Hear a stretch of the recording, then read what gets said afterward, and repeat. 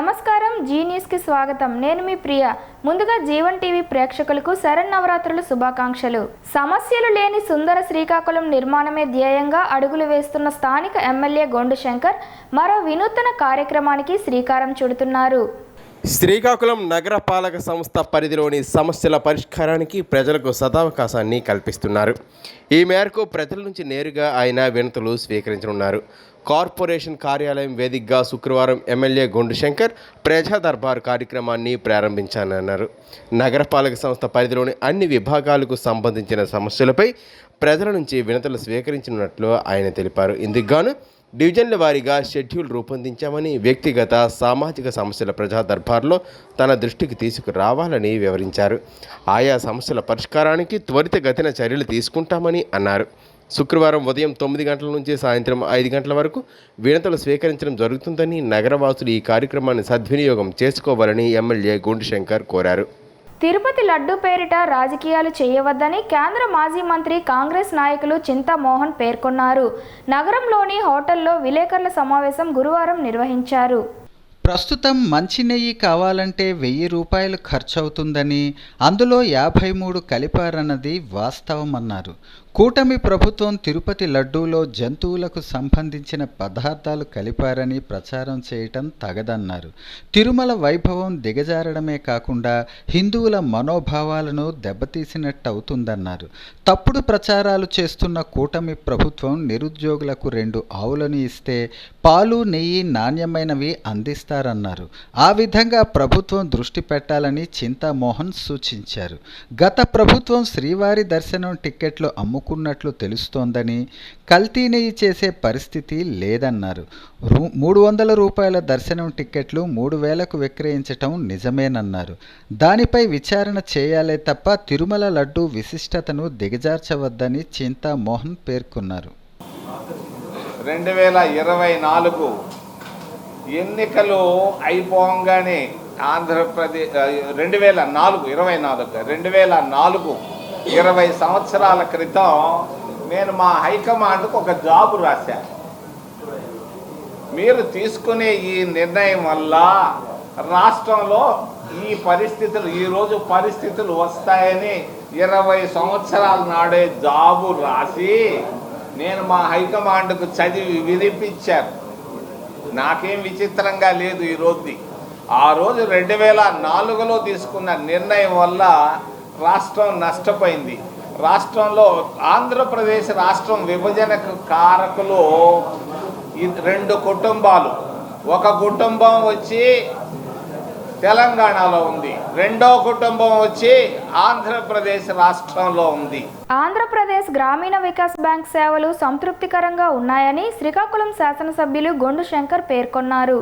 ఆంధ్రప్రదేశ్ గ్రామీణ వికాస bank employees union officers association సభ్యులు సంయుక్తంగా బుధవారం శ్రీకాకుళం నగరంలో ఓ ఫంక్షన్ హాల్లో నిర్వహించిన సమావేశంలో ముఖ్య అతిథిగా పాల్గొన్న శ్రీకాకుళం నియోజకవర్గ శాసనసభ్యులు గొండు శంకర్ మాట్లాడుతూ, ఆంధ్రప్రదేశ్ గ్రామీణ Vikas bank golden Jubilee celebration జరుపుకోవాలని సంతోషంగా ఉందని, సామాన్య ప్రజల నమ్మకాన్ని పొందుతూ ఖాతాదారులకు విశిష్ట సేవలు అందిస్తూ మంచి గుర్తింపు వచ్చిందని బ్యాంకు సిబ్బందిని ఆయన అభినందించారు.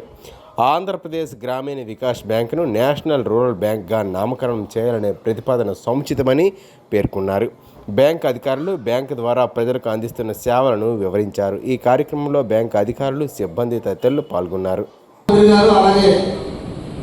రాష్ట్ర వ్యవసాయ మంత్రి గారు అచ్చెన్నాయుడు గారు కూడా రావాల్సి ఉంటుంది.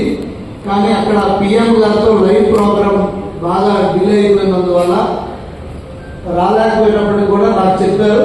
మా తరఫున మెసేజ్ ఇచ్చి త్వరలో మళ్ళీ మేము కలుస్తాము, ఒకసారి ఏదో సందర్భంలో మీటింగ్ పెట్టి కలుద్దామన్నారు. తర్వాత ఈవినింగ్ లీడర్స్ అందరితో కూడా కలిసి ఈ రోజు ఏదో ఆవిష్కరణ కూడా ఆయన చేస్తామని కూడా చెప్పారు. 7 o'clockకి ఇంటి వద్ద మనకి ఆయన అపాయింట్మెంట్. ప్రజలకు మాయమాటలు చెప్పి అబద్ధపు హామీలిచ్చి అడ్డగోలుగా అధికారాన్ని కైవసం చేసుకున్న కూటమి ప్రభుత్వం 100 రోజు పాలనలోనే పూర్తిగా విఫలమైందని మాజీ ఎమ్మెల్యే రెడ్డి శాంతి అన్నారు.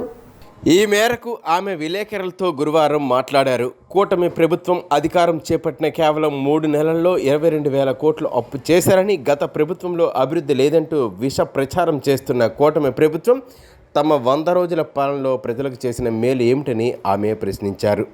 పేదలు కష్టపడి పనిచేసే సంపాదించుకునే డబ్బులు నిత్యావసర సరుకులు కొనుక్కోవడానికే సరిపోతున్నాయని, హామీలో అమలులో సంపూర్ణంగా విఫలమైందే కాకుండా నిత్యావసర వస్తువుల ధరలు అధికంగా పెరుగుతుండటం వలన సామాన్య పేద ప్రజలు రోజువారీ కూలీ చేసుకుని బతికేవారు తీవ్ర ఇబ్బందులకు గురవుతున్నారని ఆగ్రహం వ్యక్తం చేశారు.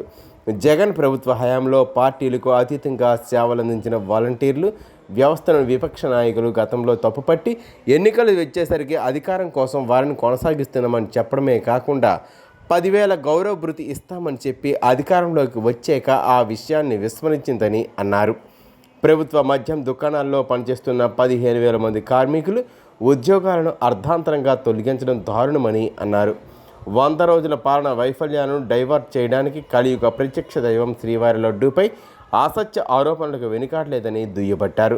సూపర్ 6 పేరుతో హామీలను ఇచ్చి వాటిని విస్మరిస్తూ ప్రజలకు మోసం చేస్తున్న చంద్రబాబు ప్రభుత్వంపై త్వరలోనే ప్రజలు తిరగబడతారని హెచ్చరించారు.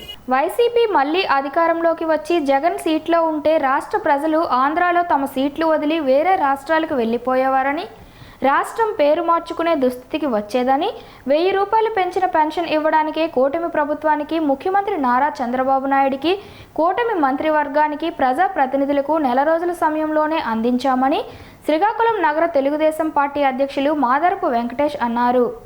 చెత్తపై పన్ను రద్దు చేసిన కూటమి ప్రభుత్వానికి, వైసీపీ చెత్త పాలనలో చెత్త నిర్ణయాల నుండి విముక్తి కలిగిస్తున్న ప్రజాహితులు పాలకులు ముఖ్యమంత్రి నారా చంద్రబాబు నాయుడికి, ఉప ముఖ్యమంత్రి పవన్ కళ్యాణ్కి, రాష్ట్ర భవిష్యత్ భరోసా నారా లోకేష్ బాబుకి, కేంద్ర రాష్ట్ర మంత్రి వర్యులు, నిరంతర ప్రజాపక్ష నేతలు చెప్పింది చేసి చూపించే కింజరాపు అచ్చెన్నాయుడికి, కింజరాపు రామ్మోహన్ నాయుడికి, కూటమి మంత్రివర్గానికి, ప్రజాప్రతినిధులకు, శ్రీకాకుళం నియోజకవర్గం ఎమ్మెల్యే విలువైన సమయాన్ని అంతా ప్రజా సంక్షేమం అభివృద్ధి కోసమే నిత్యం శ్రమిస్తూ ఇటు ఆపదలో ఉండే కార్యకర్తలకు అండగా నిలుస్తున్న సేవా తత్పరుడు, సంచలన చరిత్రకారుడు ఎమ్మెల్యే గొండు శంకర్కి కృతజ్ఞతలు తెలిపారు. వైసీపీ గత వరస్ట్ పాలనలో వరదలు, ప్రకృతి వైపరీత్యాలు మొన్నటి విజయవాడలో లాగా వచ్చినట్లు ఉంటే రాష్ట్రం సర్వనాశనం అయ్యేదని అన్నారు. జగన్ ప్యాలెస్ దాటి రాడని, ఆయన వచ్చేటప్పటికే అంతా అయిపోతుందని, అప్పుడు కూడా పరదాలు కట్టుకుని ఆకాశ మార్గాన్ని పయనిస్తారని చెప్పారు. మంజూరు చేయడం జరిగింది. ఉచిత ఇసుకిస్తున్నాం. మళ్ళీ రేపు రాబోయే రోజుల్లో దీపావళికి మరో సూపర్ 6 పథకం, ఉచిత గ్యాస్ కూడా అందించే ఏర్పాట్లు చేస్తామని ముఖ్యమంత్రి చంద్రబాబు నాయుడు ప్రకటించారు. దీపావళికి అది అందిస్తాం. ఇన్ని విధాలుగా ఇన్ని అభివృద్ధి సంక్షేమ కార్యక్రమాలు కూటమి ప్రభుత్వం చేస్తుంటే ఇవన్నీ వైసీపీ వారికి కానీ, జగన్మోహన్ రెడ్డి గారికి కానీ కనిపించట్లేదా? ఇవన్నీ మేము ఈ 100 రోజుల్లో మాత్రమే చేసిన కార్యక్రమాలు. ఇంకా మాకు చాలా సమయం ఉంది. ఖచ్చితంగా ఎన్నికల్లో ఏవైతే హామీలు ఇచ్చామో ఆ హామీలన్నీ నెరవేర్చి మళ్ళీ రాబోయే 29 ఎన్నికల్లో ప్రజల చెంతకు వెళ్ళి ప్రజా ఆదరణతో, అఖండ జనాదరణతో కూటమి ప్రభుత్వం మళ్ళీ 29లో నారా చంద్రబాబు నాయుడు గారి ముఖ్యమంత్రి నాయకత్వంలో మళ్ళీ అధికారం చేసి ఎక్కించుకోవడం ఖాయం. ఇప్పటికే వైసీపీ దుష్ప్రచారాన్ని ప్రజలు నమ్మట్లే. వారు గతంలో మాయా మోసం చేశారు. ఇచ్చిన హామీలు ఏమి నెరవేర్చలే. చెత్త మద్యం అందించి అనారోగ్య ఆంధ్రప్రదేశ్ చేశారు. అందుకే ప్రజలు శిక్షించి మీకు 11 సీట్లు ఇచ్చి కనీస ప్రతిపక్ష హోదా లేకుండా చేశారు. మీరు ఒక మాట అడిగారు, విద్యా వైద్యం ఏం చేస్తున్నారని. విద్య కోసమే చెప్తున్నాం. విద్యాశాఖ మంత్రిగా రాష్ట్ర ఐటీ విద్యాశాఖ మంత్రి వారు, రాష్ట్ర భవిష్యత్ భరోసా గౌరవ నారా లోకేష్ బాబు గారు మొన్న శ్రీకాకుళంలో ఆకస్మికంగా హెచ్ఎల్ వీధిలో ఉన్న స్కూల్కి వచ్చి విజిట్ చేయడం జరిగింది. అక్కడ పరిస్థితులు, అక్కడ స్కూల్ ఇబ్బంది చూసి చాలా బాధపడ్డారు. రాష్ట్ర వ్యాప్తంగా ఆయన ఇట్లాగే ఆకస్మిక తనిఖీలు చేసి విద్యా వ్యవస్థను గాలిలో పెడతారు. మీ వైసీపీ హయాంలో విద్యా వ్యవస్థ పూర్తిగా భ్రష్టు పట్టిపోయింది. దాన్ని మళ్ళీ జగన్మోహన్ రెడ్డి గారు ఎట్లాగైతే భ్రష్టు పట్టించారో ఈ కూటమి ప్రభుత్వం, చంద్రబాబు నాయుడు గారు, లోకేష్ బాబు గారు విద్యా వ్యవస్థను ఒక గాలిలో పెట్టి రాబోయే రోజుల్లో విద్య, వైద్యం అన్ని రంగాల్లో తెలుగుదేశం, జనసేన, బీజేపీ ప్రజలకు అండగా నిలిచి ప్రజా రంజిక పరిపాలన అందిస్తూ ఈ రాష్ట్రాన్ని అన్ని విధాలా ముందంజ చేస్తామని, అగ్రగామిగా దేశంలో ఉంచుతామని ఈ సందర్భంగా తెలియజేస్తూ సెలవు తీసుకుంటున్నాం. అఖిలపక్ష రైతు సంఘాలు పోరాటాల ద్వారానే విశాఖ స్టీల్ ప్లాంట్ను రక్షించుకోగలమని పలువురు వక్తలు కొనియాడారు. వైజాగ్ స్టీల్ ప్లాంట్ ప్రైవేటీకరణ జరిగినట్లయితే రాష్ట్రంలో, దేశంలో యువత రోడ్డు పాలవుతారని ఆవేదన వ్యక్తం చేశారు. ఇప్పటికే దేశంలో నిరుద్యోగం 40 ఏళ్ల కనిష్ట స్థాయికి చేరి ఉందని ఆందోళన వ్యక్తం చేశారు. వైజాగ్ స్టీల్ ప్లాంట్ ప్రైవేటీకరణ చేస్తే దేశంలో నిరుద్యోగం మరింత పెరుగుతుందని అన్నారు. అధికారంలోకి రాకముందు రైతులకు మద్దతు ధర కల్పిస్తామని నమ్మబలికి నెట్టేట ముంచినటువంటి అన్నారు. 3 నెలల వ్యవసాయ చట్టాలు తీసుకువచ్చి తన మార్కు చూపి రైతులను మోసం చేసిందని తెలిపారు. దేశవ్యాప్తంగా రైతుల ఉక్కు దీక్షతో దేశ రాజధాని ఢిల్లీని చుట్టుముడుతూ నల్ల చట్టాల వ్యవసాయంలో తోక ముడిచిందని చెప్పారు. బీజేపీ ప్రభుత్వం ఏడాదికి 1 కోటి ఉద్యోగాలు ఇస్తామని చెప్పి ఉన్న ఉద్యోగాలు ఊడిపీకుతుందని ఆవేదన వ్యక్తం చేశారు. వైజాగ్ స్టీల్ ప్లాంట్ను అమ్మే దిశలో బీజేపీ ప్రభుత్వం అడుగులు వేస్తూ దేశ యువతను మోసం చేస్తుందని అన్నారు. గత రాష్ట్ర ప్రభుత్వం కేంద్ర ప్రభుత్వం మెడలు వంచైనా సరే వైజాగ్ స్టీల్ ప్లాంట్ పరిరక్షిస్తానని చెప్పి రాష్ట్ర ప్రజలను మోసం చేసిందని విమర్శించారు. కూటమి ప్రభుత్వం ఆ పని చేయకపోగా రాష్ట్ర ప్రజలను మభ్యపెట్టే విధంగా తిరుపతి లడ్డూ చుట్టూ రాజకీయాలు చేస్తుందని విమర్శించారు. రాష్ట్ర ప్రజలకు వాస్తవం తెలుసని రాష్ట్ర ప్రభుత్వం ప్రజలను పక్కదోవ పట్టించిన ప్రజలను చైతన్యపరిచి ఉక్కు పరిరక్షణ కమ్మి కోసం ఎంతటికైనా పోరాటం చేస్తామని అన్నారు. ఇతర ఫుడ్ డెలివరీ యాప్కు ధీటుగా ఈ నెల 4 నుంచి శ్రీకాకుళం నగరం రెసిపీ బ్రో యాప్ ప్రారంభించనున్నట్లు రూపకర్త శ్రీహర్ష గురువారం విలేకరులకు తెలిపారు. శ్రీకాకుళం నగరానికి చెందిన శ్రీహర్ష గత 5 ఏళ్లుగా సాఫ్ట్వేర్ డెవలపర్గా పనిచేస్తున్నానని, ఆ ఉద్యోగం విడిచిపెట్టి శ్రీకాకుళం నగరంలో ఫుడ్ డెలివరీ బిజినెస్లోకి దిగినట్లు శ్రీహర్ష తెలిపారు. ఇతర ఫుడ్ డెలివరీ యాప్ల కంటే రెసిపీ బ్రో యాప్లో ఫుడ్ ఆర్డర్ చేసుకుంటే 50 రూపాయల నుంచి 100 రూపాయల వరకు తగ్గుతుందని స్పష్టం చేశారు. యాప్ను ప్రస్తుతం శ్రీకాకుళం నగరంలో అందుబాటులోకి తీసుకువచ్చామని, త్వరలో రాష్ట్ర వ్యాప్తంగా దేశవ్యాప్తంగా మరిన్ని సౌకర్యాలతో యాప్ను రూపొందించనున్నట్లు చెప్పారు. యాప్లో ఫుడ్ డెలివరీ చేసుకుంటే అదనపు రుసుము లేకుండా తక్కువ ధరకు వినియోగదారులకు అందిస్తామన్నారు. ప్రస్తుతం ఈ యాప్ ప్లే స్టోర్లో అందుబాటులో ఉందన్నారు. జిల్లా నిరుద్యోగ యువతకు ఉపాధి కల్పించేందుకు ఈ ఫుడ్ డెలివరీ బిజినెస్ను ప్రారంభించినట్లు తెలిపారు. సొంతంగా ఈ యాప్ను రూపొందించామని, క్యాటరింగ్ సదుపాయం కూడా కలదన్నారు.